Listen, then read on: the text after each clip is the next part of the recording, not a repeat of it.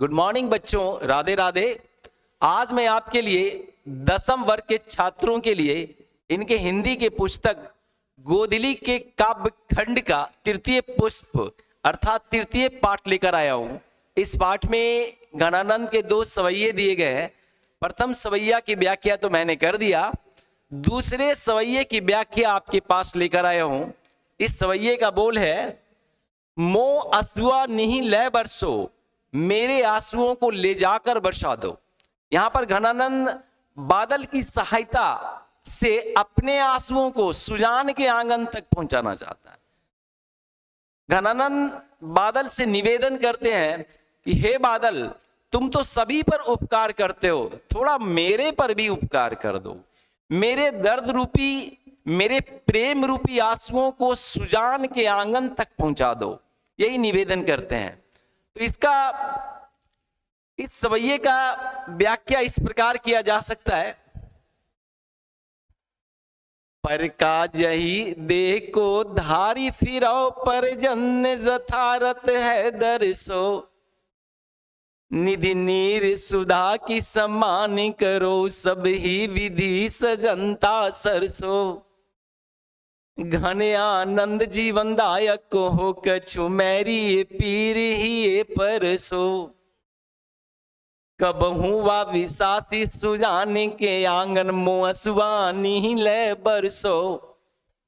बड़ा दर्द में डूबा हुआ यह सवैया है। इसमें हर एक एक लाइन की व्याख्या को आप समझेंगे, सरल तरीके से समझेंगे। तो मैं पहला लाइन की व्याख्या आपके पास करने जा रहा हूं।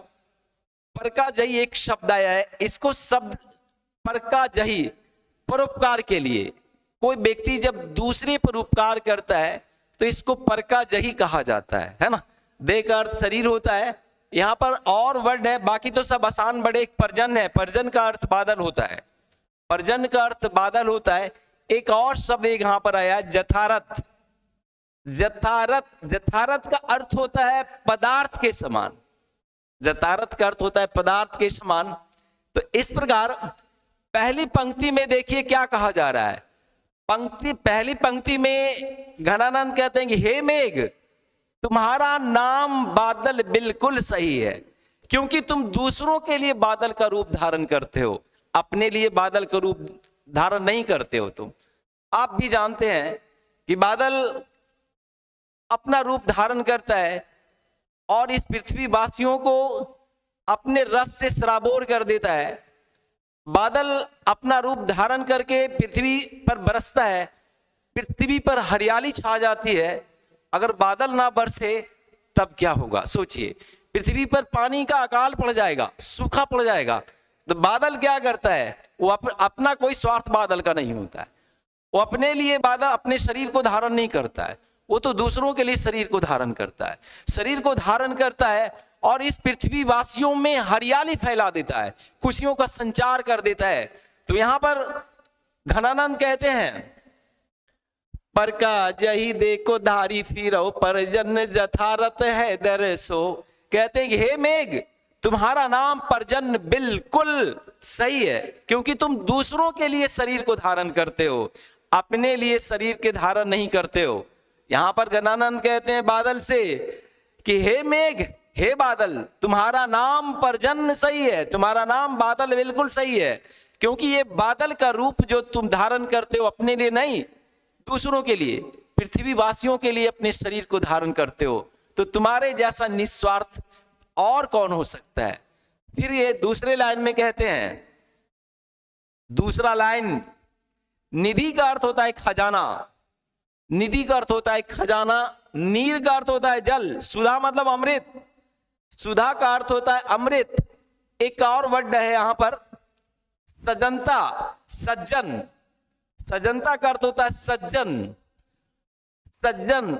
एक होता है सरसों, सरसों का अर्थ होता है रस बरसाओ, सरसों का अर्थ होता है रस बरसाओ।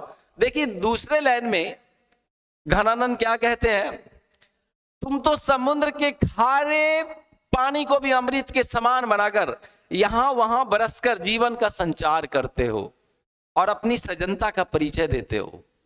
घनानंद क्या कहते हैं, बादल से क्या करते हैं, तुम तो समुद्र के खारे जल को भी अमृत बना देते हो। अमृत बनाकर यहां वहां बरसकर तुम जीवन का संचार करते हो, अपनी सजनता का परिचय देते हो। तो बादल क्या करता है? समुद्र का पानी वाष्प बनकर ऊपर जाता है, बादल का निर्माण होता है। समुद्र का पानी तो खारा होता है, लेकिन ऊपर जब वाष्पित होकर जाता है तो सोडियम क्लोराइड नीचे रह जाता है, सिर्फ जल जाता है, और जल ऊपर जाता है और वो मीठा बनकर इस पृथ्वी पर आता है। इसलिए यहां पर घनानंद कहते हैं कि तुम तो समुद्र के पानी को भी अमृत के समान बनाकर यहां वहां बरसकर जीवन का संचार करते हो और अपनी सजनता का परिचय देते हो। अगर बादल ना बरसे तब क्या होगा, सोच लीजिए। बादल अगर ना बरसे, पानी अगर नहीं पड़े इस पृथ्वी पर, तब क्या होगा? अकाल पड़ेगा, महामारी आएगा। अगर बादल 1 साल पानी नहीं पड़ता तब क्या होता है? स्थिति, सारे जीव जंतुओं की स्थिति खराब हो जाती है। जल ही जीवन है, जल नहीं तो जीवन नहीं। तो यहां पर घनानंद कितने अच्छे शब्दों को पिरोया है अपने इस सवैये में। दूसरे लाइन में वो क्या कहते हैं? तुम तो समुद्र के खारे पानी को भी अमृत के समान बनाकर यहां वहां बरसते हो और जीवन का संचार करते हो। अगर तुम ना बरसो तो जीवन का संचार होगा ही नहीं। तुम तो सजनता का परिचय देते हो, एक अच्छे इंसान का परिचय देते हो। तो दूसरे लाइन भी बहुत ही अच्छे तरीके से हमारे घनानंद ने बड़ा अच्छे तरीके से इस सवैये में कहा है। फिर तीसरा देखिए, तीसरा लाइन, घन आनंद जीवन दायक को हो कछु मैरी पीर ही सरसो। यहां पर तीसरा लाइन में मैरियो का अर्थ आ रहा है। मैरियो का अर्थ कभी, एक वर्ड आया हो, है ना। मैरियो एक वर्ड आया हो का अर्थ होता हो। सारे शब्दों का फेर में ना पड़े, सिंपल समझे इसका। तीसरा लाइन की व्याख्या सिंपल समझे। कभी बादल से आग्रह करता है कि तुम जीवनदायक हो, तुम तो जीवन देने वाले हो, तुम मेरे हृदय की पीड़ा को स्पर्श करो और हरण कर लो। यहां पर कभी बादल से आग्रह करता है कि तुम जीवनदायक हो, तुम तो जीवन देने वाले हो, कभी तुम मेरे हृदय की पीड़ा को भी तो स्पर्श करो और हृदय की पीड़ा को स्पर्श करके मेरे हृदय को हरण कर लो और हरण करके कहां पहुंचा दो? सुजान के पास पहुंचा दो। तीसरे लाइन में देखिए कवि क्या कहते हैं? घन आनंद जीवन दायक हो कछु मैरी पीरी ही परसो। कहते हैं कभी बादल से आग्रह करते हैं और कहते हैं तुम जीवनदायक हो, तुम मेरे हृदय की पीड़ा का स्पर्श करो और इस पीड़ा को सुजान के आंगन तक पहुंचा दो, ऐसा कहते हैं। अंत लाइन में देखिए क्या है, चौथा लाइन में, कबहू व विशासी सुजान के आंगन मुअसुआनी ही ले बरसो। यहां विशासी एक वर्ड आया है, विशासी का अर्थ होता है विश्वास करना। विशासी का अर्थ होता है विश्वासी, जिस पर विश्वास किया जाए उसको विशासी कहा जाता है। आंसुआ नहीं, एक शब्द आया आंसुआ नहीं, इसका अर्थ होता